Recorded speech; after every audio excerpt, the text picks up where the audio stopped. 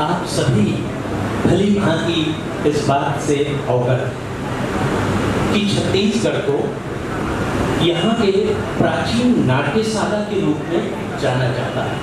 विश्व में अगर कहीं एक नाटक आपके सामने चौराहा प्रस्तुत करने जा रहे हैं, लेकिन हमारी परंपरा रही है अतिथि देवो भव, और किसी भी काम के आरंभ में जब हम बड़ों का आशीर्वाद देते हैं तो काम की सफलता सुनिश्चित कर रहा हूँ। आज के समारोह के मुख्य अतिथि हमारे पावर कंपनी के अध्यक्ष आदरणीय शैलेंद्र शुक्ला जी को महत्वपूर्ण स्थान होता है, तो मैडम अनीता शुक्ला जी को आमंत्रित। आप सभी जानते हैं कि माँ सरस्वती हंस का विराज करमान होती है, और हंस एकमात्र ऐसा पक्षी है जमीन पर रह सकता है। यही योग्यता ऐसे ही कला के पारखी, कला में योग्य हमारे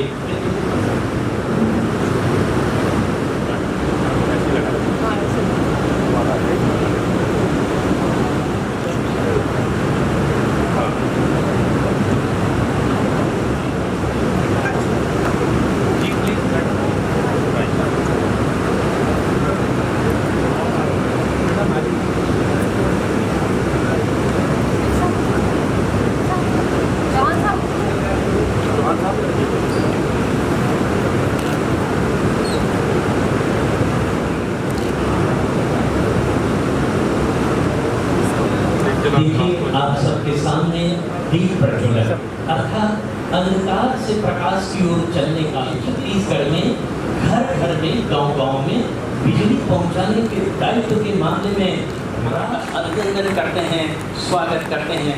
आग्रह करूंगा अतिथियों से कृपया मंचासीन अपने स्थान।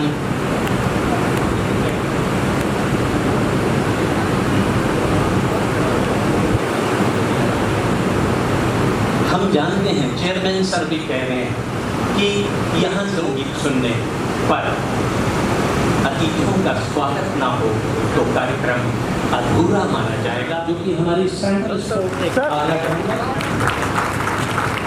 स्वागत के क्रम को आगे बढ़ाते हुए हमारे जनरल सेक्रेटरी आदरणीय चौहान साहब से आग्रह करूँगा। Office secretary doctor Hemant Sachdeva ji को आमंत्रित करता हूँ, कृपया आएं और आदरणीय श्रीमती ब्रह्मा मुखर्जी करें।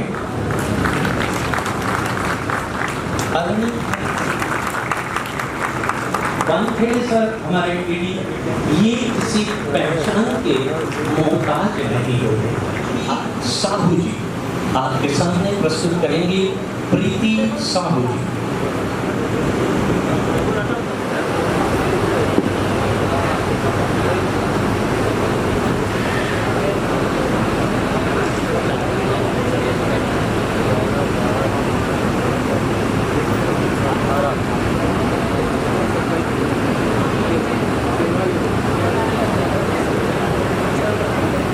सामने उनसे प्रस्तुत कर रही हैं प्रीति साहू जी।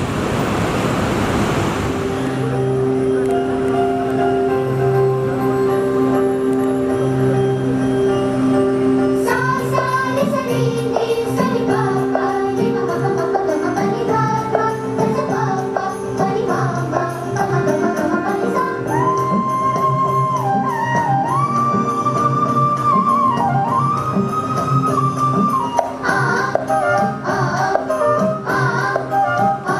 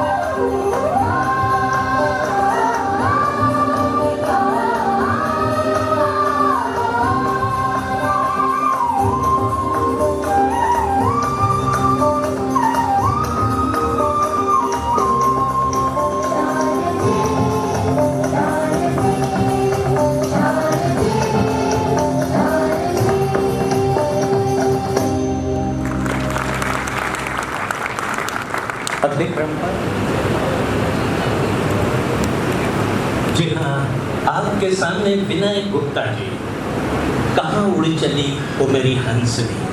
कहते हैं कि दुनिया का सबसे अच्छा जो खूबसूरत म्यूजिक है वो हम धक धक करता हुआ वो बहुत सी बातें कहता है।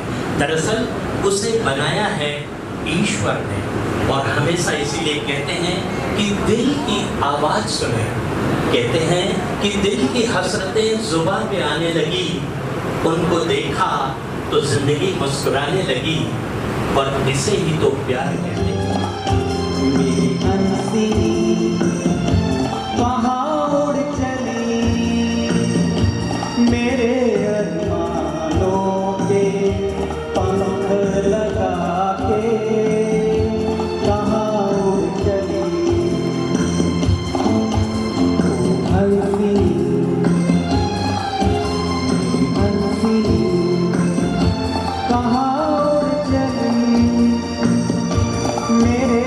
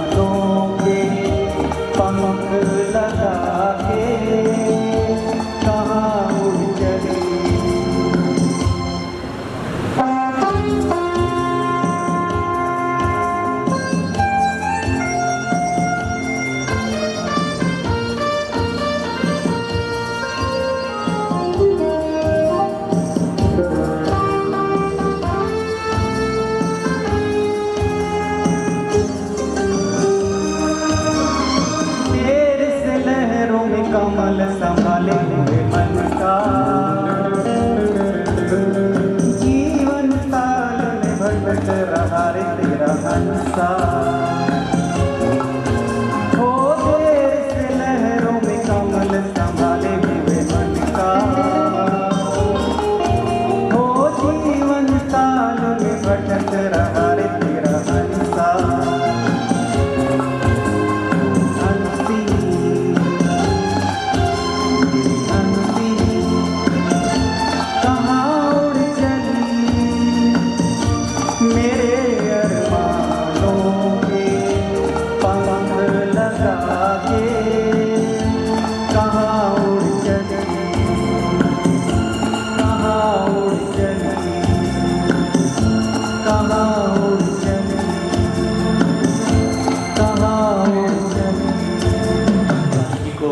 हम सादर आमंत्रित करते हैं।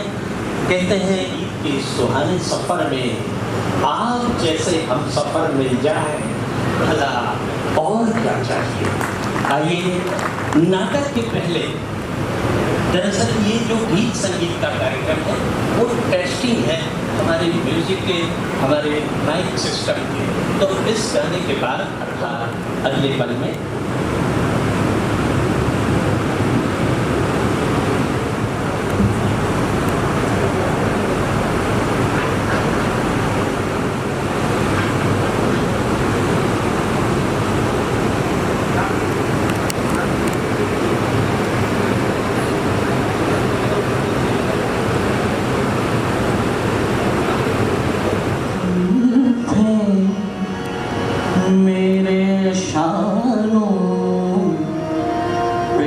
बिखर जाने दो अपनी जुल्फ़ें मेरे शानों पे बिखर जाने दो। आज द्रोहों ना मुझे हद से गुजर जाने दो, अपनी जुल्फें मेरे शानों पे बिखर जाने दो।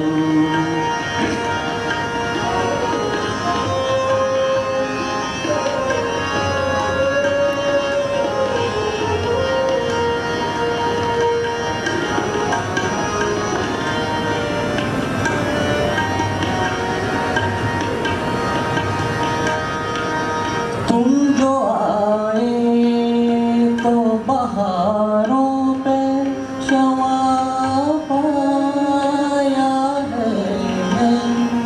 तुम जो आए तो बहारों पे शवाब आया है। इन नज़ारों पे भी हल्का सा नशा छाया है।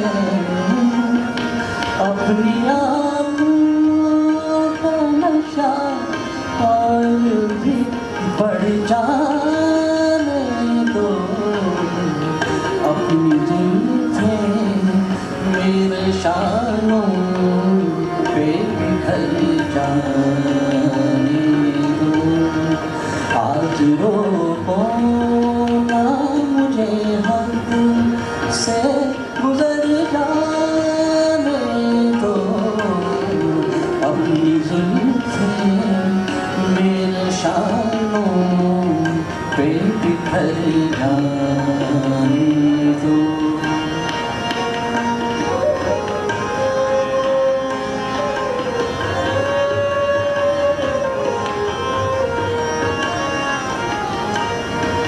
सुर्ख होठों पे गुलाबों का गुमा होता है। सुर्ख होठों पे गुलाबों का गुमा होता है। ऐसा मंजर हो जहाँ होश कहाँ ये हंसी होठ मेरे होठों से मिल जाने दो, अपनी जुल्फें मेरे शानों पे बिखर जाने दो। आज रोको ना मुझे हद से गुजर जाने दो, अपनी जुल्फें मेरे शानों पे बिखर जाने दो। चौराहा की प्रस्तुति करने जा रहे हैं। नाटक चौराहा के लेखक और निर्देशक योगेश नैयर जी हैं और उसमें जो अपनी कला का प्रदर्शन आपके सामने करेंगे वे सभी हमारे पावर कंपनी परिवार के लोग हैं, कंपनी में सेवारत हैं। अभी आपके सामने आनंद मोखरीवाल जी, आइए चलते हैं नाटक चौराहा की ओर। आप जानते हैं चार राहों का जहाँ समागम हो, विविध तरह के लोग मिलते हैं, विविध तरह की चर्चाएं होती हैं। कहा तो ये भी जाता है कि चौराहा की जो रीति नीति है वो सरकार बना भी देती है और सरकार बदल भी देती है। चौराहे की आज कादरी चौराहे पर आप सबका अभिनंदन करता हूँ। किसी भी शहर का चौराहा उस शहर का आईना होता है, उस शहर की एक पहचान होता है, उस शहर की एक परिभाषा होता है, जिसकी अपनी एक परिभाषा होती है। वो परेशान रहता है अपनी निगाहों से, अपनी आंखों के सामने वो आम आदमी और आम आदमी की जिंदगी हर दिन देखता है, महीनों सालों वर्षों लगातार देखता है। कभी आप लोगों ने महसूस किए चौराहा हमसे क्या कहना चाहता है? शायद नहीं। चौराहे की भाषा पढ़ना या चौराहे की भाषा को समझना हमारे पास वक्त नहीं है। आम आदमी अपनी जिंदगी में इतना व्यस्त है सुबह उठता है, भाग दौड़ करके अपने काम पर जाता है, अपने बिजनेस पर जाता है, दिन भर काम करता है, थकान हो जाती है, शाम को लौटता है और उससे सिर्फ एक ही इरादा होता है, एक ही लक्ष्य होता है कि वापस अपने परिवार में पहुंचे, अपने बच्चों में पहुंचे, अपनी पारिवारिक जिम्मेदारियों में पहुंचे। लेकिन चौराहा उसे न कहीं भागना है न दौड़ना है, सिर्फ इस आम आदमी की जिंदगी पर एक नजर रखना है। चौराहा बहुत नाराज है आज के इस युग में उन बड़े लोगों से जिन्होंने अपनी आवाज तो बुलंद कर ली है, प्रगति और विकास की गाथाएं लिख ली है, लेकिन उस आम आदमी की जिंदगी जो शायद सुबह कमाता है, रात को खाता है, अपना पेट भरता है और फिर अगले दिन की चिंता करता है, उसके बारे में किसी का ख्याल नहीं है। और वो जो आम आदमी है वो शायद बेवकूफ है, वो पागल है, वो भावुक है, वो इन्हीं सब लोगों के जिंदगी का एक हिस्सा बन जाता है, लेकिन उसे खुद नहीं मालूम रहता कि कल कैसी सुबह उसकी जिंदगी में आएगी। हर आदमी का एक लक्ष्य बन गया है कि रैली निकालो, चौराहे पे चल के जाम कर दो, नेताजी का स्वागत करना है, चौराहे पे चलो, चारों तरफ से जाम कर दो, बम फोड़ो, फोटो बनाओ, ताकि फोटोग्राफर फोटो खींचे कि चौराहे पे कितनी पब्लिक थी नेताजी के सम्मान के लिए। जुलूस निकालना है, प्रदर्शन करना है, घेराव करना है, रैलियां निकालनी है, अपनी बातें मनवानी है, सिर्फ चौराहा याद आता है इन सारे बड़े लोगों को। और आम आदमी बेचारा तमाशा बना, उन सब के बीच तमाशा बना, ये सब कुछ देखता रहता है, कठपुतले की तरह, मूर्खों की तरह, बेवकूफ की तरह। बहुत तकलीफ होती है अगर हमें से कुछ लोग चौराहे की भाषा को समझ लें और सुन लें, तो शायद आम आदमी की जिंदगी क्या हो, प्रगति क्या हो, विकास क्या हो, गरीबी कैसे दूर हो, ये सब समझ में आ जाएगा और तब तो दिशाओं में काम होंगे, उसके पहले कहाँ। देखिए इस वक्त रात का ये आलम है और मुझे ऐसा लग रहा है कि कोई जुलूस फिर आवाज करता हुआ इसी तरफ आ रहा है। हम सब देखा आपने भी आवाज सुनी होगी। ये जुलूस फिर इस वक्त इस तरफ आ रहा है। जरूर इसका जो मुखिया है, जो नेता है, वो फिर कोई ना कोई मकसद हल करेगा, लेकिन इसके साथ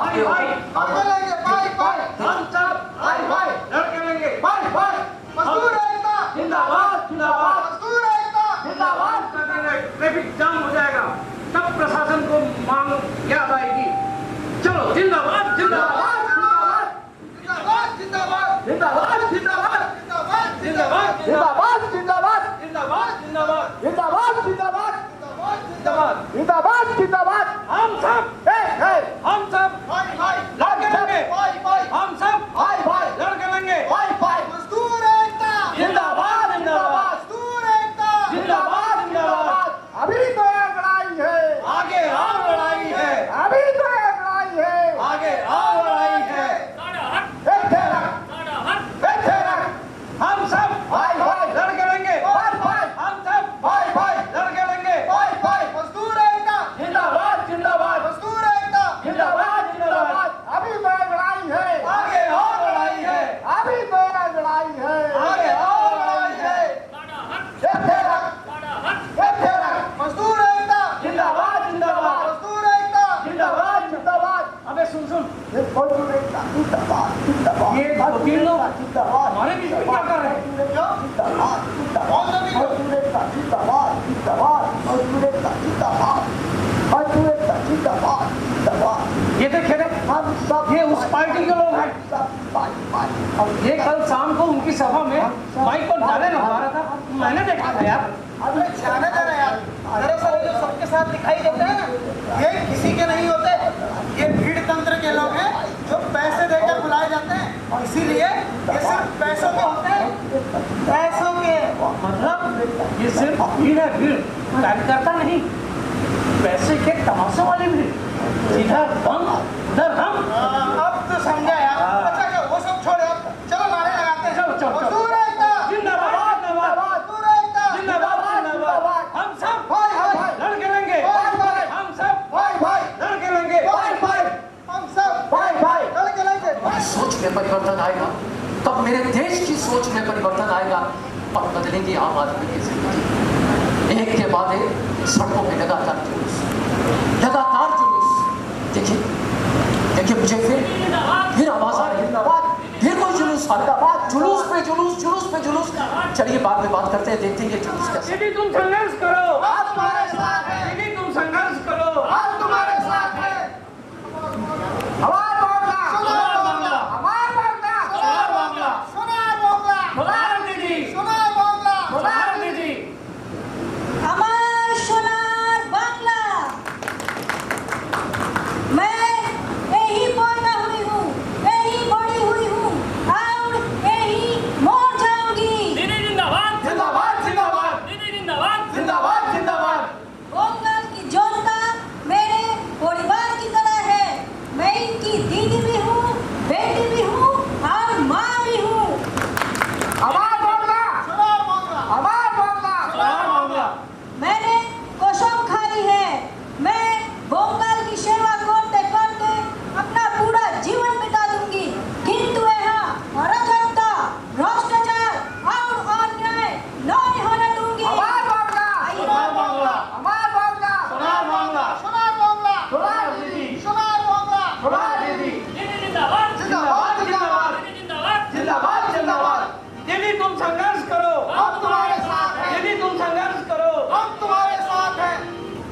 सत्ता के लालची लोग अगर यहाँ गोंदी राजनीति करने के सपने देख रहे हैं तो उनको मेरा चेतावनी है, संभल जाओ। जब तक दीदी जिंदा है तुम अपने इरादों में कभी सफल नहीं होगे। दीदी जिंदाबाद, जिंदाबाद, जिंदाबाद, जिंदाबाद, जिंदाबाद। বাংলার মাটি পবিত্র মাটি, আমি প্রাণ দিয়ে দেব, কিন্তু বঙ্গাল রাজ্যকে বরবাদ হতে দেব না। আমার বাংলা, हमारा बांग्ला, আমার বাংলা, सोनार बांग्ला, सोनार बांग्ला, सोनार दीदी, सोनार बांग्ला, सोनार दीदी, सोनार बांग्ला। कितनी अच्छी बातें करते हैं, सोनार बांग्ला, अमार दीदी। दिल खुश हो जाता है सबकी बातें सुन के, लेकिन मुझे ऐसा लगता है आम आदमी बेचारा सालों से सिर्फ ये अच्छी बातें सुन के अपना पेट भर रहा है। पता नहीं किस दिन उसकी जिंदगी में वो मुकाम आएगा जब वो अपने स्तर से ऊपर उठ के अपने आप को इस देश का नागरिक बोलेगा और इन जुलूस की कवायदों से बहुत दूर जाके जिंदगी जीने का एक स्वच्छंद वातावरण अपने अंदर पाएगा। देखिए मुझे फिर एक आवाज आ रही है, लगता है पक्का कोई जुलूस फिर आ रहा है। एक मिनट, फिर देखते हैं कौन धर्म का जुलूस है, लगता मुझे। देखिएगा, हम फिर बात करेंगे। जय श्री राम, जय श्री राम, जय श्री राम, जय श्री राम, जय श्री राम, जय श्री राम, जय श्री राम, जय श्री राम, जय श्री राम, जय श्री राम, जय श्री राम, जय श्री राम, जय श्री राम। भगवान से पूछता हूँ, प्रभु अपना परिसर, अपनी परिधि छोड़ के सड़क पे क्यों आए सबको लेकर? हम सब भक्त आपके मंदिर में, आपकी परिधि में आते हैं आपके दर्शन करने, आपकी पूजा करने, लेकिन आम आदमी की जिंदगी प्रभावित होती है। आप जुलूस लेकर सड़क पे क्यों आते हैं भगवान? इसको बंद कर दीजिए ना। देखिए सब प्रतिस्पर्धा करते हैं, एक आता है तो दूसरा भी आता है, दूसरा आता है तो तीसरा भी आता है। ये धर्म की कैसी प्रतिस्पर्धा है? कभी कोई सोचता नहीं कि इन सारी बातों से आम आदमी की जिंदगी कितनी प्रभावित होती है। अभी देखिए फिर मुझे कोई जुलूस दिखाई दे रहा है।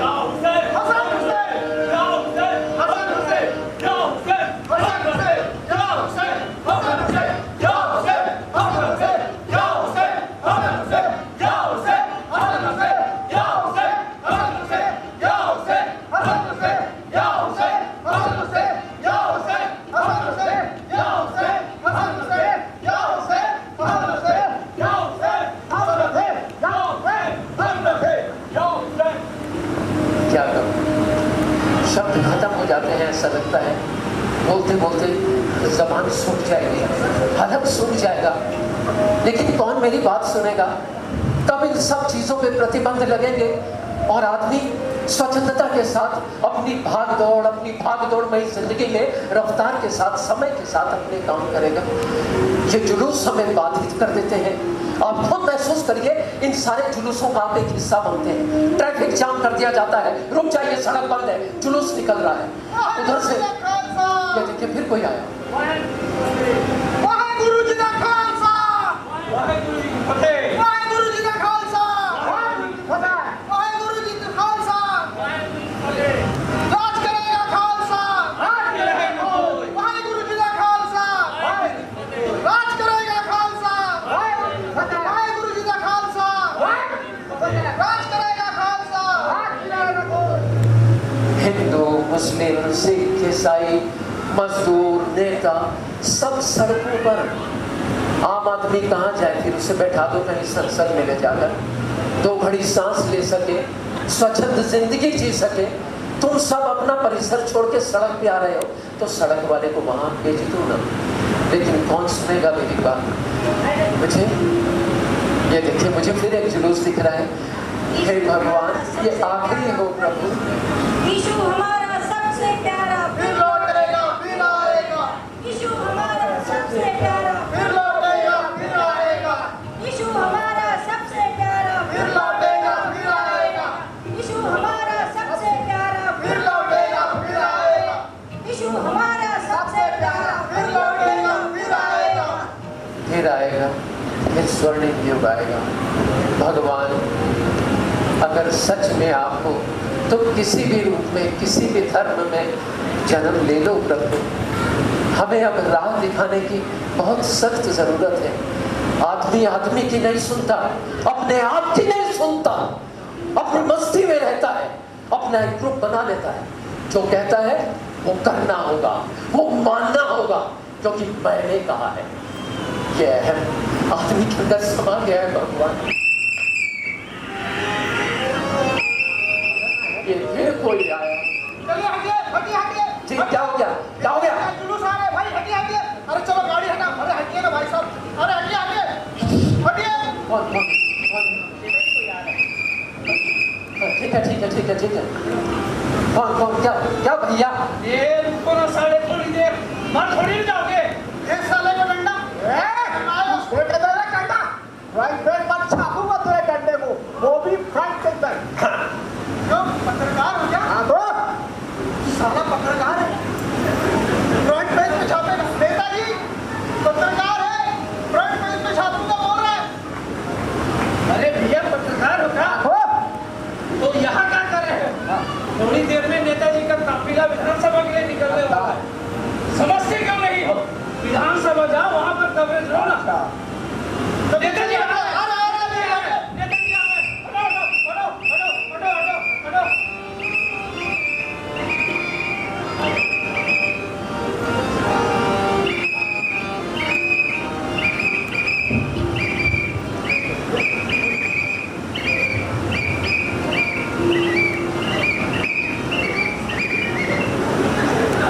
हे भगवान, बस इसी में उलझ के रह गई। ये सब चले जाते हैं, वो बेवकूफ वहीं खड़ा रह जाता है मेरी तरह, ताली बजाता है, नारे लगाता है, इन सब के बीच आता है, मंजर देखता है और फिर अपने आप के ऊपर रात में बैठ के हंसता है। यही जीवन है, यही आम आदमी है। देखा आपने कामगारों के जुलूस, नेताओं के जुलूस, वीआईपीज़ का वहां से गुजरना, और या फिर धर्मों की नुमाइश इन चौराहों पर। लेकिन धर्म के ठेकेदारों को, समाज के ठेकेदारों को कोई फर्क नहीं पड़ता इससे। फर्क पड़ता है तो सिर्फ आम आदमी को, और इन ठेकेदारों को या तो अपने आप से मतलब है, या अपनी पार्टी से मतलब है, या अपने तथाकथित धर्म से मतलब है। आम आदमी एक बार अपनी तकलीफ को भूल भी जाए, लेकिन ये चौराहा उस आम आदमी के दर्द को, उसकी चीज को कभी नहीं भूलता, क्योंकि इस चौराहे ने अपनी आंखों के सामने आम आदमी को रोते, तड़पते, बिलखते, इन जुलूसों में घिरते, बढ़ते, मरते देखा है, दम तोड़ते देखा है। इसलिए ये चौराहा उस चीज को कभी नहीं भूलता। लेकिन इन धर्म और समाज के ठेकेदारों को इससे कोई फर्क नहीं पड़ता। इन्हें सिर्फ अपनी रोटी सेकने से मतलब है। अब तक यही बात समझ में आती है। परवरदिगार, नहीं है यार, जबरदस्ती की बात मत कर। तुम सबको बता के गया था पानी पीने में। अच्छा, सबको बता के गया। तेरे से पहले तो मैं निकल गया था।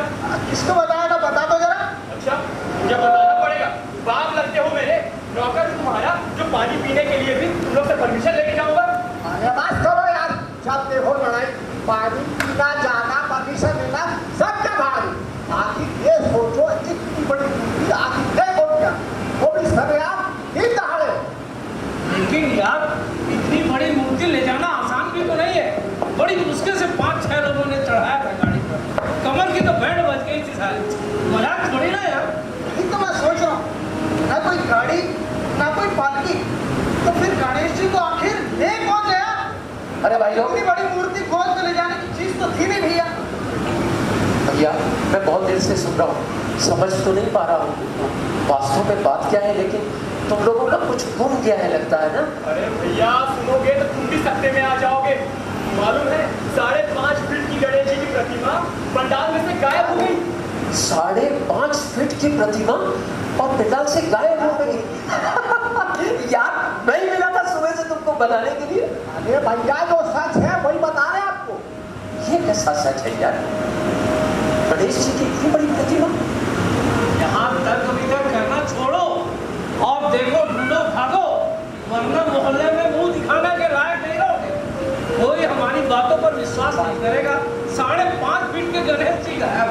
अरे विश्वास की तो रहने दो भैया, ये मोहल्ले वाले जब चंदा रखने का इल्जाम लगाकर ठुकाई करेंगे ना, तो भागते रास्ता नहीं मिलेगा भैया किसी को, बता दो। बिल्कुल सही कह रहे हो। चारों तरफ हट जाते हैं और ढूंढते हैं। अब पूरी ईमानदारी से ढूंढना। चलो चलो चलते हैं। चलो हाँ, चलो कौन ले जा सकता है? कहाँ ले जाएगी मूर्ति को? 5.5 फीट की मूर्ति। यार बड़े विचित्र लोग हैं ये। 5.5 फीट की गणेश प्रतिमा और पंडाल से गायब हो गई। यकीन नहीं, युग है, कलयुग, सब कुछ संभव है, असंभव कुछ भी नहीं। हो सकता है बच्चे सही बोल रहे हैं। एक काम करता हूँ, अगर ये सही है तो इनकी मदद कर देता हूँ। शायद मेरी वजह से इनका ये प्रॉब्लम सॉल्व हो जाए। चलता हूँ, इस नेक काम में मैं भी अपनी भागीदारी निभा देता हूँ, है ना। लेकिन मुझे ऐसा लगता है कि हो सकता है इन चारों को भी ना मिले और मुझे भी ना मिले, लेकिन शायद आप लोगों में से किसी को कुछ सुराग मिल जाए। थोड़ा सा अटेंटिव रहिएगा ना। अगर आप लोगों को कोई सुराग मिले ना तो खबर करिएगा। लेकिन आपके सामने तो प्रॉब्लम होगी, खबर कैसे करें? एक काम कीजिएगा, Gणेsh@टेकटॉक उस पर भेज दीजिएगा मैसेज, जरूर कोई ना कोई आ जाएगा। धन्यवाद। अरे प्रभु, अरे कहाँ चले गए हो प्रभु? ढूंढते ढूंढते थक। अरे प्रभु आप, अरे कहाँ चले गए रहे? कौन ले गया रहा आपको? अरे घंटे भर से ढूंढ रहे, दौड़ते भागते इधर से उधर, हबर गए एकदम।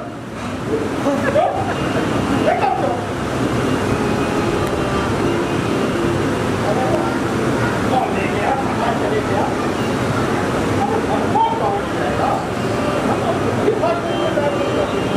हम जब से, अरे क्या है प्रभु?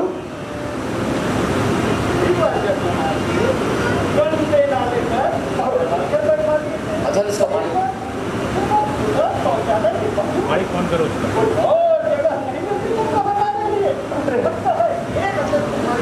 देवा, प्रभु, प्रभु देवा, अरे कहेंगे समझे? या तो प्रभु कहो या देवा।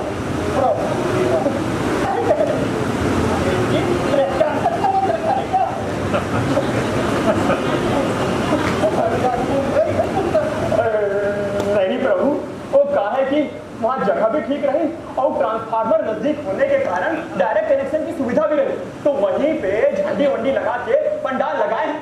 अरे अभी तो देखिएगा, अरे बिजली कनेक्शन से जब झालर वालर लग जाएगा ना तो एकदम झकास लगेगा आपका मंडप।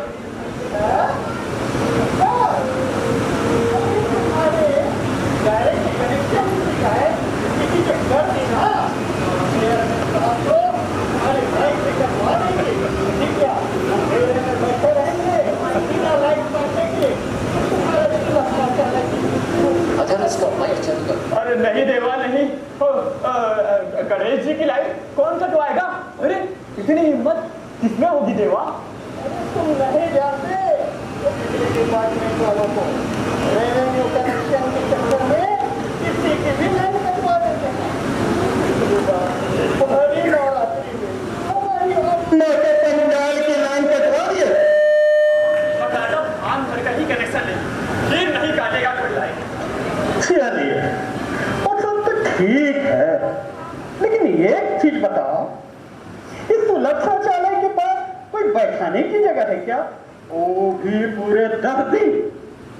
चलो एक काम करते हैं, तुम्हारा घर बनवा देते हैं वहीं पर, 24 घंटा रह के बताओ जरा, नाक पकड़ के घूमते रहोगे वल्लू।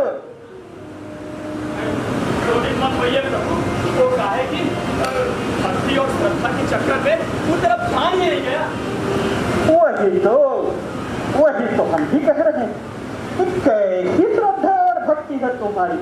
अरे मोहल्ले में जगह नहीं, कोई बात नहीं, बैठाना जरूरी है क्या? बैठाना ही है तो अपने दिल में बैठो, उसी से प्रसन्न हो जाएंगे हम।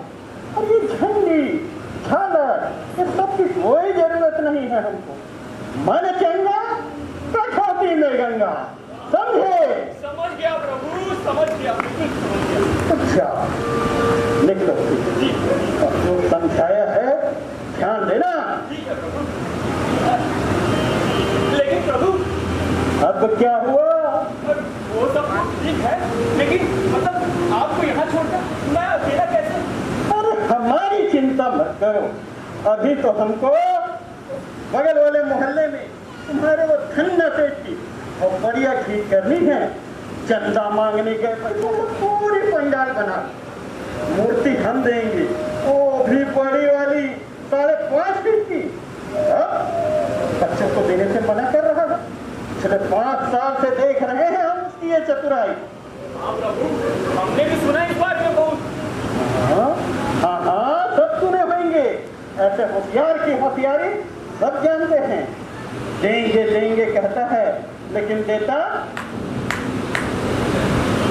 कुछ नहीं। और तो और देवा, इतना ही नहीं, पूरे 10 दिन ऐसे आगे आगे हुआ फिरता है, ऐसे आगे आगे हुआ फिरता है जैसे सारा का सारा काम उसी ने अपने दम पे किया हो। और बेचारे असली काम करने वाले दूर खड़े होके तालियां बजाते रहते हैं बस। अब देखते जाओ इस बार कैसे बजवाते हैं उसकी ताली, निकालते हैं उसकी सारी होशियारी। सही है प्रभु, अरे ऐसे आदमी को तो सबक मिलना ही चाहिए। मिलेगा, बिल्कुल मिलेगा, पूरे 5 साल के ब्याज सहित मिलेगा। अब तुम एक काम करो, हाँ जी देवा। अपने लोगों में जाओ और ये हल्ला मचा हाँ कि तुम्हारे गणेश भगवान यानी कि हम समझे, यानी कि हम अरे, बगल के पंडाल में बैठे हैं, बस फिर आगे देखते जाओ हमारा खेला। लेकिन प्रभु वो तो बहुत ही बड़ा आदमी है और हम सब उसके सामने बहुत छोटे हैं प्रभु। अरे करो मत, है ना? ज्यादा टूट करेगा तो आपको चूहा छोड़ देंगे उस पर, है ना? कोटी पकड़ कर भागता फिरेगा 10 दिनों तक। सही है प्रभु। अच्छा अब जाओ जी जैसा कहा है वैसा करो। जैसे आपकी आज्ञा प्रभु। प्रणाम देवा।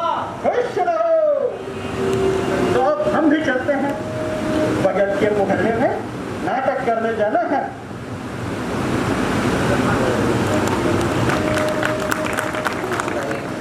प्रभु आपकी लीला पार है भगवान, आपकी माया कोई नहीं समझ सकता।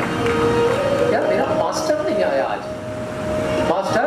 अरे भाई साहब। हाँ नमस्कार। हाँ नमस्कार, मैं तुझे ढूंढने जा रहा था यार, कहाँ था भाई? अरे क्या बताएं भाई साहब, हाँ? पहले तो जुलूस के चक्कर में फंस गए। अच्छा। वहाँ से जैसे तैसे निकले तो बगल के मोहल्ले में गणेश जी के पंडाल में होने वाले हंगामे में फंस गए। ओए ओए, गणेश पंडाल में हंगामा, यार एक बहुत खूबसूरत टाइटल बनता है ये समाचार पत्र के लिए। गणेश पंडाल में हंगामा, अब समाचार विस्तार से सुनाइए। भाई साहब जो हुआ बहुत ही विचित्र और अनबिलीवेबल। अच्छा मालूम है, 5.5 फीट की गणेश जी की प्रतिमा। 5.5 फीट? अच्छा। बगल वाले मोहल्ले वाले कहते हैं कि वो उनकी, लेकिन जिस पंडाल में वो प्रतिमा पाई गई है उनका कहना है कि हम वहाँ उससे लाए ही नहीं। अब सवाल ये पैदा होता है आखिर वो प्रतिमा वहाँ आई कैसे? सही है, कुछ सही सोचने की बात है। इसमें मिथली आगे आगे आगे। अब भाई साहब एक बदलना सेठ है, उसने कहा था कि इस साल प्रतिमा को स्थापित वही करेगा, तो सारा का सारा मामला उसी के खोपड़े पर आ रहा है। और पुलिस भी आ गई थी वहाँ। ये पुलिस डिपार्टमेंट में एक्टिव हो गया और फंटास्टिक, भगवान तेरी लीला तो बता रहे। आप आगे सुना ना, आगे ये क्या भाई साहब, पुलिस ने उसे धर लिया। अच्छा। उनका कहना है वो ना हो बगल वाले पंडाल से गणेश की प्रतिमा जी को उसी ने उठाया है। जरूर उठाया होगा। हाँ हाँ आगे आगे ये पुलिस ने उसे वार्निंग दे दी। अच्छा अपने लिए जो प्रतिमा है वो यहाँ लेके आओ और ये प्रतिमा को वहाँ पे छोड़ के आओ और तो और पूरे 10 दिन का खर्चा भी उठाओ वरना जेल की हवा खाओ। ये होना चाहिए यार, बहुत सुंदर। तो पुलिस पकड़ के ले गई? होना क्या था भाई साहब, सारे के सारे एविडेंस उसके खिलाफ है ना, नाल झूठ करते करते आखिरकार सरेंडर हो ही गया। ये पुलिस वालों को अरे इसके सामने अच्छों की हेकड़ी निकल जाती तो फिर वो क्या चीज है? अरे भैया, पुलिस डिपार्टमेंट है ही उस महकमे का नाम कि जहाँ बेगुनाह भी बेचारा अपना गुनाह कबूल कर लेता है। इसी बात में तो उस डिपार्टमेंट की शान है, सम्मान है और उत्थान है। अच्छा छोड़ यार, ये मैटर सॉल्व हो गया नहीं? हाँ भाई साहब सॉल्व तो हो गया ना यार, जिसके गणेश जी को बचे उसको मिल गए और दूसरे वाले गणेश जी के लिए धरना सेठ मान गया। मैटर खत्म। तुझसे एक जरूरी बात करनी है तेरा।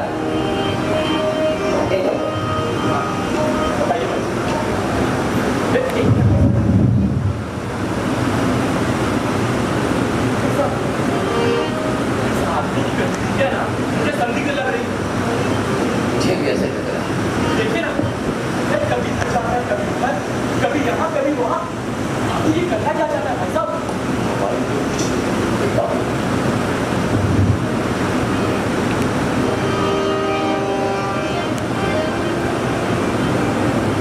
हेलो भाई साहब, नमस्कार। ये शहर में कोई टावर नहीं है क्या? Tower tower tower mobile tower. Tower? हाँ। ये स्टैचू। अरे यार, मोबाइल में स्टैचू नहीं, टावर की तरफ होती, समझता नहीं क्या? ऐसा बोलिए ना, हमारे पास भी है 5G वाला। अच्छा, एक नंबर लगाओ ना। अरे लेकिन उसकी इनकमिंग नहीं है। तो 5G रखने का मतलब क्या हुआ? मतलब इनकमिंग आती है, बैलेंस नहीं। अरे यार, हाँ, तुझे कहाँ लगा रखे हो?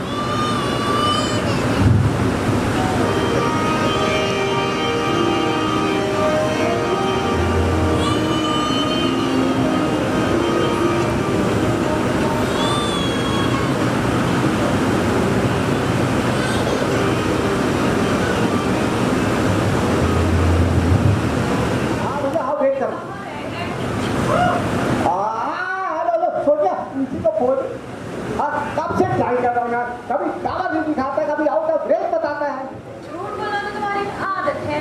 अच्छा छोड़ो, तुम हो कहाँ? अरे यही हूँ चौराहे पे, क्या मिलना डिसाइड हुआ था? फिर छूट, मैं तो चौक पर ही खड़ी हूँ। तुम्हारा कहीं दूर दूर का पता नहीं है। अरे कैसे आता पता नहीं, यही तो हूँ नॉर्थ साइड पर। ठीक है। आप नॉर्थ साइड पे हो तो तुम साउथ से कैसे हो, है ना? और सुनाओ कैसी हो? तुम्हारे सामने हूँ। अब मोबाइल बंद कर दो अपना। ओह भूल गया था, सॉरी। अब बेफिक्र की बात करने की आदत तो नहीं है मुझे। सीधे विषय पे आती हूँ। ये बताओ, बात की अपने माँ बाप से? हाँ, बहुत जल्दी मौका देख के बात करूंगा, थोड़ा उनका मूड देख करके। देखो, हाँ। साफ बात कर लेना, हाँ। क्योंकि मैं शादी के बाद एक साथ तो नहीं रहूंगी। हाँ समझ गया। हम अलग रहेंगे, क्योंकि कचकच करना ना तो मेरी आदत है और ना मैं सुनने की आदत हूँ, समझे? हाँ समझ गया। और हाँ, हम जहाँ भी घर लेंगे ना, वो थोड़ा दूर होना चाहिए, उसी मोहल्ले में नहीं, क्योंकि आएंगे कोई ना कोई खोपड़ी में चढ़ा रहे, मुझे बिल्कुल पसंद नहीं। हाँ ये भी समझ गया। और हाँ, झाड़ू पोछा बर्तन और खाना बनाने वाली जरूर रख लेना, क्योंकि ये सब काम करने की आदत नहीं है मुझे। हाँ, सड़कों की लिस्ट में ये भी लिख दिया है। और कपड़े शपड़े धोने के लिए वॉशिंग मशीन तो लोगे ही। हाँ हूँ। ये फूफू क्या लगा रखी है? ये सारी शर्तें लिखकर एग्रीमेंट पेपर पर साइन होगी तुम्हारा। जान लो हाँ, क्योंकि तुम पुरुषों का कोई भरोसा नहीं है। पहले तो फूफू और बाद में अपना पुरुषत्व दिखाने लगते हो। एक्चुअली सोनिया, मैं सोच रहा था यदि सारे काम के लिए नौकर रखूंगा तो तुम्हारा टाइम कैसे पास होगा? तुम आखिर ठीक पर खर्चे करोगी क्या? मेरी चिंता मत करो, ओह। मैं तो अपना time pass BC cloud movie वगैरह देखकर पास करूंगी। और हाँ, मन होगा तो मायके भी चली जाऊंगी। लेकिन याद रखना, तुमने कहा था रानी बनाकर रखूंगा, नौकरानी नहीं। समझ गया। फिर हूँ, याद है कि नहीं? अपनी सोच लो। हाँ याद है बाबा, याद है। तुम्हारी याद तो सारा मुझसे भी अच्छी है। पता नहीं कब की गई बात, आज तक याद है बाबा।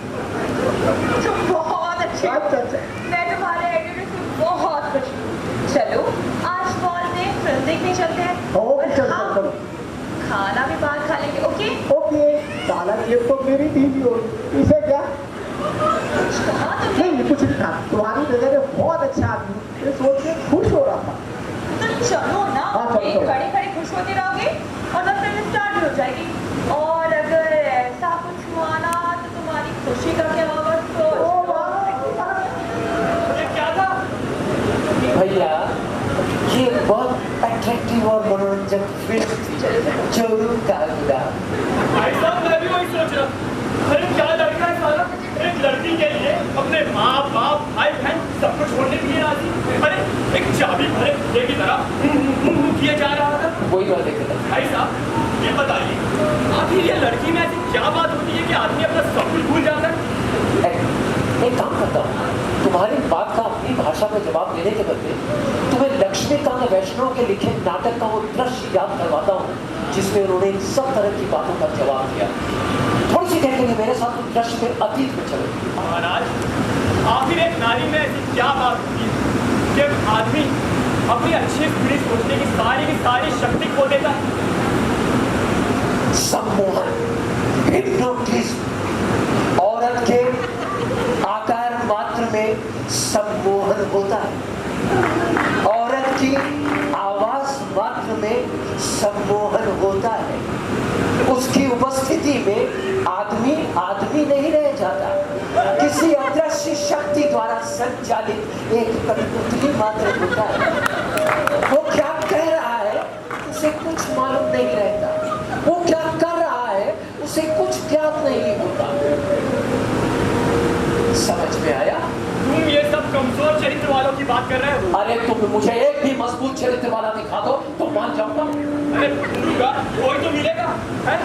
जहाँ पे अध्यापक, वकील, डॉक्टर, इंजीनियर, बुद्धिजीवी, नेता, अरे कोई तो मिलेगा। अरे यार ये सब तुम कपड़ों के नाम दे रहे हो। ये सब कपड़े? हाँ ये सब कपड़े हैं।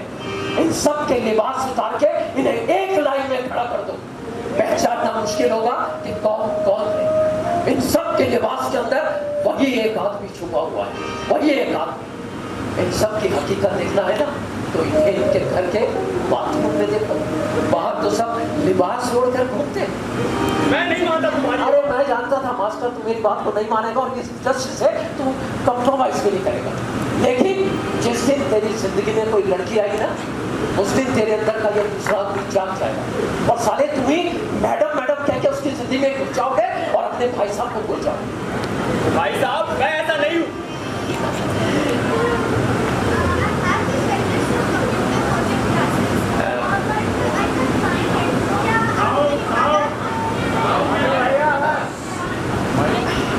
Computer class I will guide you. Boss, सुनना एक बहुत खूबसूरत लड़की आई है, कुछ इंग्लिश में गिटर पिटर कर रही। तू तो जाता है मेरी इंग्लिश ऑक्सफोर्ड वाली है, मैं बोलूँगा वो समझेगी नहीं। तो एक काम करना, तेरी इंग्लिश बहुत सुंदर है यार, थोड़ा उसको गाइड करते हो। अरे हाँ हाँ ठीक है। Ma'am you guide. Okay, thank you, thank you. Take it. ओ भाई hello ma'am, you are how? मेरा मतलब है how do you want? I'm very fine, thank you. I have this address of computer classes. It shows the address is in this square, but I can't locate it. क्या मेरी मदद? Oh yes yes yes, I know. Madam ने किसी computer class में कुछ भी बताया। अरे चुप रहिए ना भाई साहब, वो मेरे से पूछ रही है, अब बीच में काहे घुसे जा रहे हैं? क्या पहले मेरे से वो English. Yes madam. Yeah. I know ma'am, I know. I guide you. Okay. Very good. Yeah. Okay. Yeah. First you go straight. Okay. After 50 qadam, you turn there. Okay? And sometime you see one more choraha. Pardon? Garden? And no Garden, garden. garden. No garden. Choraha. Okay. Okay? Okay. From there, you turn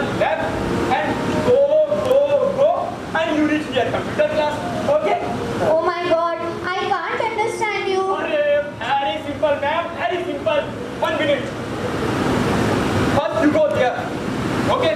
Okay? Then you turn here and you go near computer class. Okay? Oh my God, very sweet, very simple people. Thank you so much. Thank you, brother. क्यों भाई साहब? मैं वैसा नहीं हूँ भाई साहब, मैं वैसा नहीं हूँ।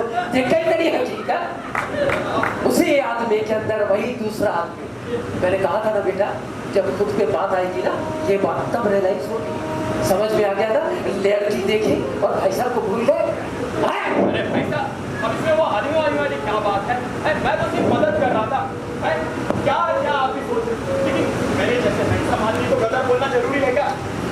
अब यार, अब भाई साहब वो सब छोड़िए। हाँ। आप ये बताइए, आप कोई जरूरी बात बताने वाले? हाँ, मैं इस बार तुमसे एक बहुत जरूरी बात करना चाहता हूँ मास्टर। मुझे एक खबर पता चली।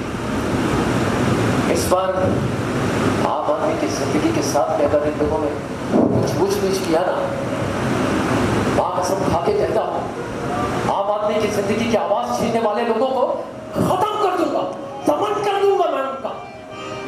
सौगंध खाता हूँ अपनी मां की। अरे भाई साहब, आप ये सब क्या कह रहे हैं? मुझे तो कुछ समझ में ही नहीं आ रहा। भैया भैया भैया अनर्थ होया भैया, अनर्थ होया। जगन्नाथ, अरे भाई रो कहे रहे हैं? क्या हुआ बताओ तो, रो कहे रहे हो? विशेषण आकर खबर दिया है कि रतिया में नेताजी के आदमी पूरी बस्ती में आग लगा देंगे। तुम सब बस्ती खाली करके चले जाओ। अब तुम भी बताओ भैया, कहाँ जाए हम परिवार लेके? अरे ऐसे कैसे आप लगा देंगे? मजाक समझ रखा है इन लोगों ने। अच्छा, क्या क्या खबर क्या है? विशेषण खबर दिया है, विशेषण दिया है खबर। अरे लेकिन ये विशेषण अभी है कहाँ? इस वक्त कहाँ है वो विशेषण? विशेषण वो तो हमारे साथ रहे साहब। तो कहाँ है? विशेषण विशेषण वो आ रहा है साहब, विशेषण आ रहा है, वो आ रहा है विशेषण। हाँ, आ रहा है हाँ, दिख रहा है, दिख रहा है। अच्छा, वो जो भीड़ आ रही है। जी जी। ये अच्छा, ये लो, ये लो। अब ये इन लोगों में विशेषण कौन है? अच्छा, तो कौन खबर दिया तुमको? मैं तो खुद ही खबर हूँ, मतलब मैं कुछ समझ नहीं रहा हूँ। जरा क्लियर करके बताओ। साहब, नेताजी के आपकी जेल में बस्ती चलाई जिम्मेदारी दे है ना? हाँ हाँ। मैं विशेषण भी है कि साहब। अच्छा अच्छा अच्छा। अच्छा भाई साहब, अच्छा ये बताओ, तुम लोगों के साथ और कितने आदमी हैं इस काम में? 5 आदमी हमारे साथ हैं। 5 आदमी। अच्छा, एक बात बताओ, उस दिन जब तुम नेताजी के घर गए तो नेताजी क्या बोले रहे? नेताजी अपन घर में बुलाए थे, और बोला रहीस, हाँ, बोले रहीस,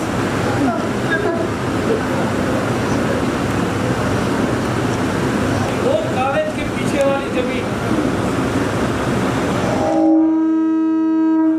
वो कॉलेज के पीछे वाली खाली जमीन, मैदानी जमीन, जिसमें हमने 6-7 हजार लोगों को स्थापित किया था, बसाया था, गरीब लोगों को दिया था।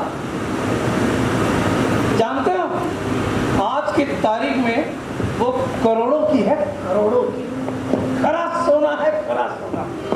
वो हमका चाहिए, हाँ वो हमका चाहिए। आज उस जमीन को बेचे के खातिर वक्त आ गया है और बेच के रहेंगे। हम उन लोगों को जमीन देंगे, वो करोड़ों देंगे और वो करोड़ों हमें सत्ता की कुर्सी और बन जाएंगे किंग ऑफ द नेशन। समझ गए ना विजय सर? कल सुबह तक उस जमीन पर राख के ढेर दिखाई देने चाहिए।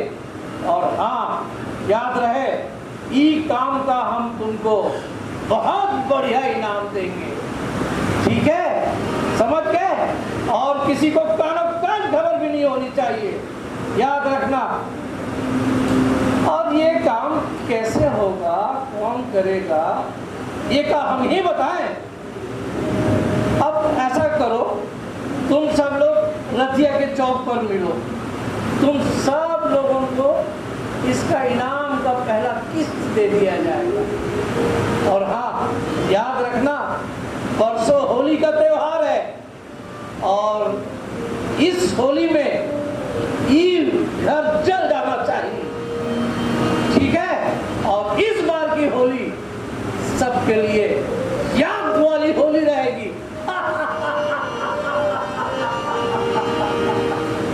नेताजी ने ऐसा कहा है ना, तो इस बार नेताजी की बात को सच करके दिखाना ही होगा।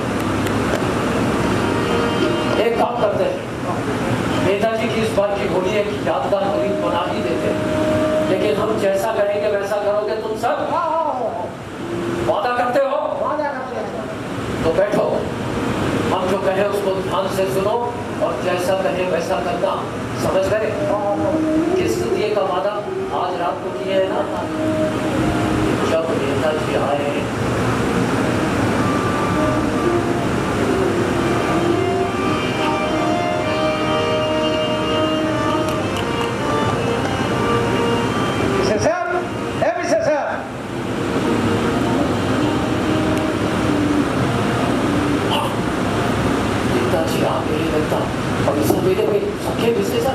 उनके बाद जैसा बताए हैं वैसा करना।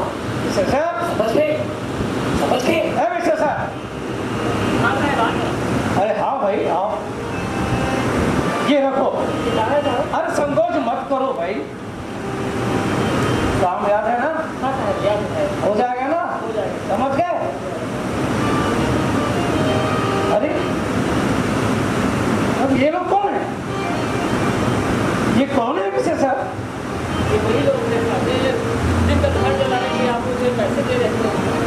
मतलब अभी तो घर चला ही नहीं और कुछ हुआ ही नहीं, फिर ये सब क्या है? नेताजी, ये तूफान के पहले की आहट है। जब आप लोगों का दिमाग इतना गंदा सोचता है ना, तब आप लोगों को ना तो ये लोग दिखाई देते हैं और ना इनकी आवाजें और ना ये करीब आते हुए दिखाई देते हैं। देखो देखो, ठीक नहीं कर रहे हो, देखो ठीक नहीं कर रहे हो। तुम जो कर रहे हो वो ठीक है, हम जो करने जा रहे गलत है। एक बात बताइए साहेब, कि सही और गलत का फैसला कौन करेगा? अरे देखो, मुझे एहसास हो गया है, मेरी गलती का एहसास हो गया है। बहुत जल्दी? जी जी जी। सामने देखकर तुम जैसे हर एक आदमी को ये एहसास हो जाता है। मेरी हो चुकी होती है साहेब। तो क्या करने जा रहे हो तुम लोग? क्या करने जा रहे हो? हम लोग फैसला ले चुके हैं साहब, अब तुम्हें हमारी दुनिया से जाना होगा। नहीं नहीं, अभी भी विचार कर लो, अभी भी सोच लो। हमने बहुत सोचा नेताजी, हमने इस बीच में बहुत सोचा। हमको काफी देर पहले विशेषज्ञ ने खबर दी थी, इसलिए हम लोगों ने बहुत सोचा। और आपको बताएं हमने क्या सोचा? हम लोगों ने सोच लिया है कि अब माननीय गांधी जी को हम दूसरे चौक पर शिफ्ट कर देंगे और इस चौक पर आपकी प्रतिमा लगाएंगे और आपकी पुण्यतिथि पे हम लोग आपको धो पोंछ के साफ करके एक बार फूल माला भी चढ़ाएंगे। साल भर आप एक काम करना, खड़े खड़े खूब सोचना, खूब विचार करना कि जब जिंदा था तो मैंने क्या किया और अब अगर मैं अगला जन्म लूंगा तो मुझे क्या करना है। आराम से बहुत समय मिलेगा। और ये लगने की आवाज़ों को सुन रहे हैं नेताजी, ये अभी तालियों की आवाज में बदलने वाली है और तालियों की आवाज तो आपको बहुत अच्छी लगती है नेताजी। नहीं तो सुनिए। क्या कर रहे हो? क्या कर रहे हो तुम लोग? बिल्कुल ठीक नहीं कर रहे हो, बिल्कुल ठीक नहीं कर रहे, परिणाम ठीक नहीं होगा, बिल्कुल ठीक नहीं कर रहे हो, बिल्कुल ठीक नहीं। छोड़ो छोड़ो मुझे, मुझे छोड़ो, मुझे छोड़ो, मुझे छोड़ो, हाँ छोड़ो।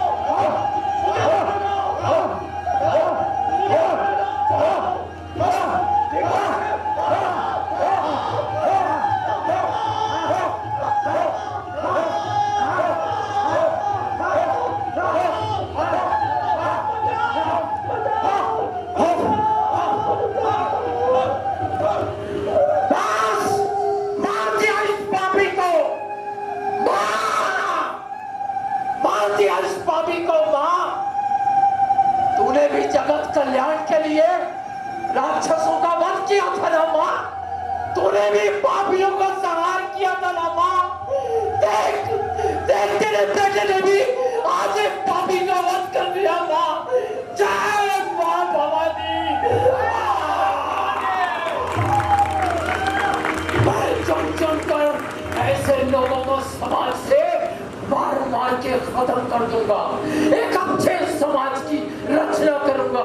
माँ तेरा बेटा शक्ति दे माँ, शक्ति दे माँ। हम ऐसे लोगों का वध करेंगे, मार देंगे, मार देंगे।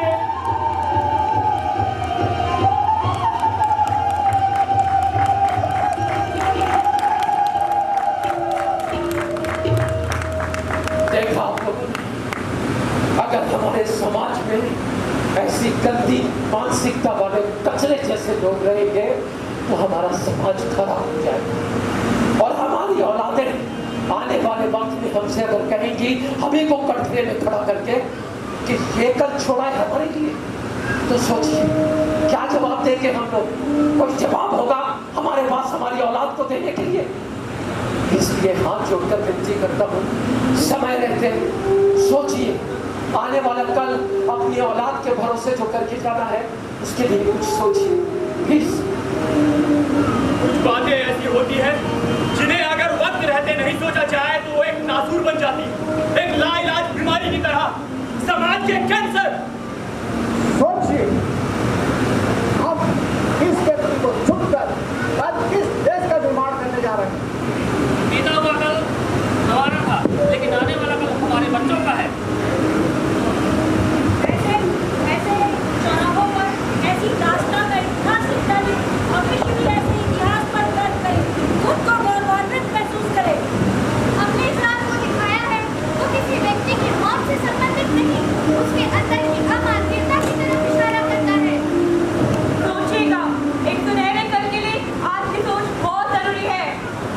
चौराहा विभिन्न समस्याओं का आदमी सोची तो है जो पल पल हमें उद्वेलित करती हैं, उन समस्याओं के प्रति जो केवल हमारा भविष्य ही नहीं हमारे आने वाली पीढ़ी का सुनहरा कल भी तो है।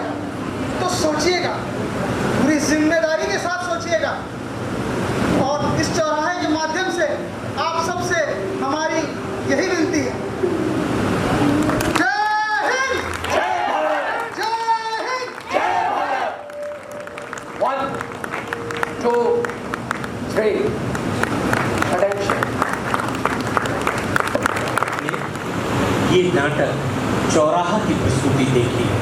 आप जिस तल्लीनता के साथ देख रहे थे, मुझे यकीन है आपने खुद को चौराहे पर पाया है, खुद को एक एक पात्र के साथ पाया है।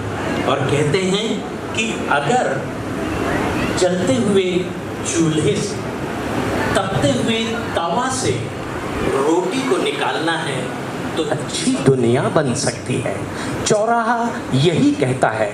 आइए चौराहे के बाद अब चौहान सर आप एक बांसुरी वादन अपनी प्रस्तुत करें। आदरणीय हमारे जो कलाकार हैं उनको हम प्रोत्साहन के लिए आदरणीय चेयरमैन सर के साथ आज मैं दोपहर को बैठा था, वो किसी से कह रहे थे प्रोत्साहित करके और बढ़ाया जा सकता है। आदरणीय चेयरमैन सर के इस कथन को आज मैंने दोपहर में सुना है, आगे उसे हम यहाँ चरितार्थ करें, अपने कलाकारों को प्रोत्साहित करेंगे। जस्ट 1 मिनट हम आपका और लेंगे। चौहान साहब हमारे जनरल सेक्रेटरी एडी फाइनेंस आपके सामने एक मधुर बांसुरी वादन के साथ, और बांसुरी को आप सबने देखा है करने का काम करता है, लेकिन वही बांस जब कि हर सफल पुरुष के पीछे एक महिला का हाथ होता है। मैं कल चेयरमैन सर के घर पे था, कल्पना कीजिए चेयरमैन सर ही हाथ है, क्योंकि दुनिया में सदियों से ये बात कही और सुनी जाती है, वो सिर्फ मैंने देखा है।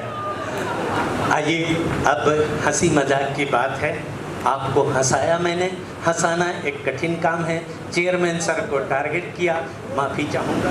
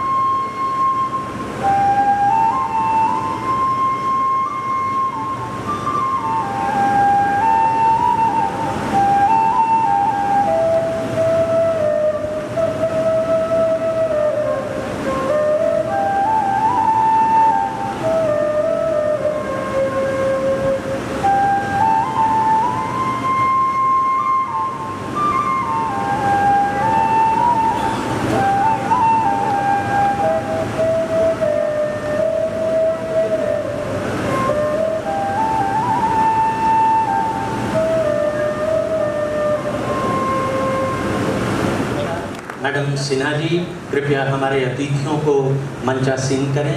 हमारे अतिथियों से आग्रह है, आदरणीय चेयरमैन सर, मैडम। उपस्थित साथियों, देवियों, सज्जनों, इस नाटक के माध्यम से एक बहुत बड़ा संदेश देने का प्रयास किया गया। कभी समाज में फैले हुए भ्रष्टाचार की बात करते हैं या अनैतिकता की बात करते हैं, अराजकता की बात करते हैं, हम ये भूल जाते हैं कि हम सब लोग इस समाज के अंग हैं। बहुत पहले मैंने एक आर्टिकल लिखा था, common man impetus on corruption, national level के समाचार पत्र में प्रकाशित हुआ था और बिल्कुल यही विषय जो आज चौराहा शब्द से रखा गया, तो उसमें भी लगभग यही एक बताने का प्रयास किया गया था। करप्शन या भ्रष्टाचार जो होता है या अराजकता जो होती है, अनैतिकता होती है, उसमें हम सब शामिल होते हैं, लेकिन अलग अलग लिबास में होते हैं। एक टीटी है, ट्रेन के अंदर लोगों को सीट देने के लिए पैसा लेता है, वो काला कोट पहन करके बाहर निकलता है और जब चौराहे पर आता है तो लाइन क्रॉस करते समय एक पुलिस की वेशभूषा में खड़ा हुआ व्यक्ति उससे वो यदि पैसा मांगता है तो वो उसको करप्ट बताता है। जब वो दूसरे किसी पेशे वाले के पास में जाता है, कभी सरकारी कार्यालय में जाता है और अपने काम के लिए उससे जब पैसे की मांग की जाती है तब वो उसको भ्रष्ट बताता है। यानी समाज में रहने वाले हम सब लोग ही हैं जो अलग अलग लिबास में घूमते हुए और इस प्रकार के कार्य करते हैं, ऐसे अनैतिक कार्य करते हैं। जो एक संदेश इस नाटक के माध्यम से दिया गया, वो दिया गया समाज में हम सब जितने लोग रहते हैं उनका कहीं ना कहीं एक दायित्व है कि एक स्वच्छ समाज की स्थापना हम सब करेंगे। मुझे बहुत अच्छा लगा, हमारे अपने बीच के लोग, हमारे साथी लोगों ने इस प्रस्तुति को यहाँ पर दिया और अपने रोज के रूटीन काम से हम हट करके इस प्रकार के कार्यक्रम में शामिल हुए। मैं आशा करता हूँ कि ऐसे कार्यक्रम, ये तो पहला कार्यक्रम ये नाटक का या कल्चर प्रोग्राम का था, इसके पहले जब होली मिलन था उस समय कुछ कार्यक्रम यहाँ रखा गया था और इस प्रकार के कार्यक्रम से बहुत अच्छा लगा। भविष्य में भी ऐसे कार्यक्रम होते रहेंगे। शुभकामनाएं। सीधा पुरस्कार की ओर मैं सर्वप्रथम आमंत्रित करूंगा अपने कलाकारों को और डायरेक्टर, लेखक और अभिनेता के। सर्वप्रथम हम आमंत्रित करते हैं इस नाटक की रेशमा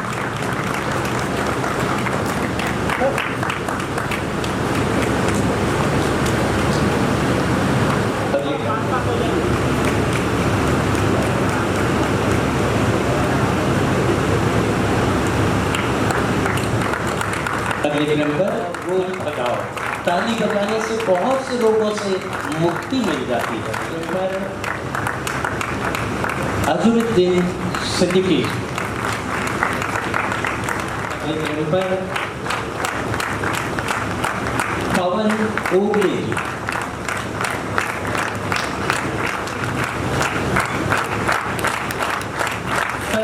आमंत्रित करूंगा गणेश जी की भूमिका मनोहर लाल सिन्हा जी निभा रहे थे।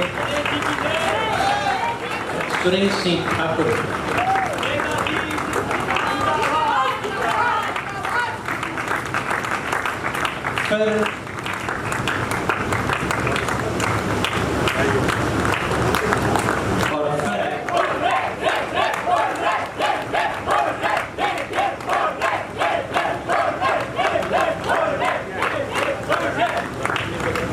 फिर आपके सामने गायन, अपनी गायन प्रतिभा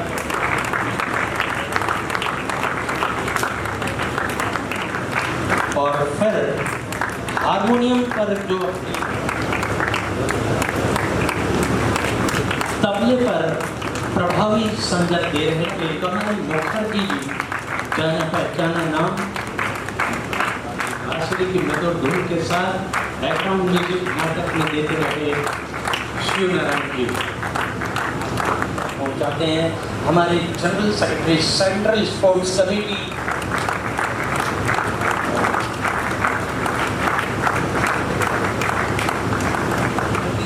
पूरे नाट्य को एक सूत्र में पिरो के रखता है। आप समझ गए होंगे श्री विजय मिश्रा जी।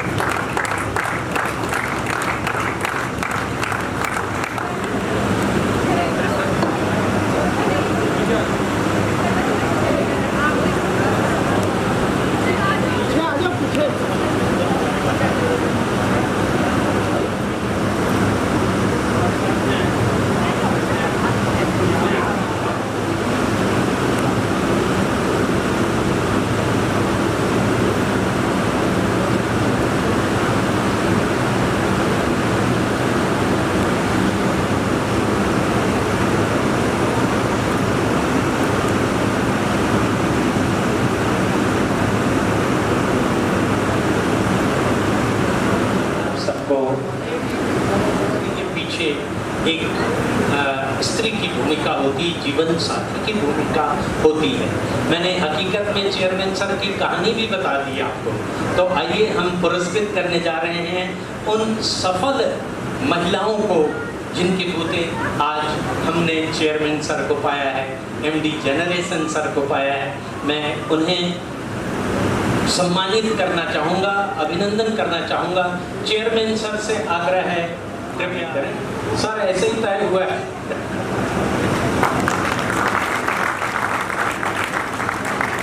आदरणीय